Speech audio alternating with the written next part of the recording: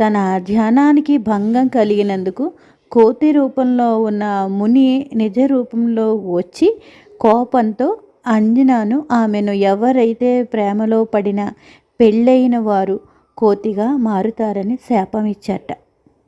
అప్పుడు అంజనాదేవి మునిని వేడుకుందిట. అయితే అంజనాదేవి తాను చేసిన తప్పు తెలుసుకొని తనను క్షమించమని వేడుకుందిట. ఆ ముని శాంతించి కోతి రూపంలో ఉన్న ఆమెను ఎవరైతే ఇష్టపడతారో శివుని అవతారమైన శిశువు ఆమె జన్మ ఇచ్చినప్పుడు తనను శాపం నుండి విముక్తి కలుగుతుందని వరమిచ్చట. ఆ శాప విముక్తి కోసం అంజనాదేవి భూమి మీదకి వచ్చింది.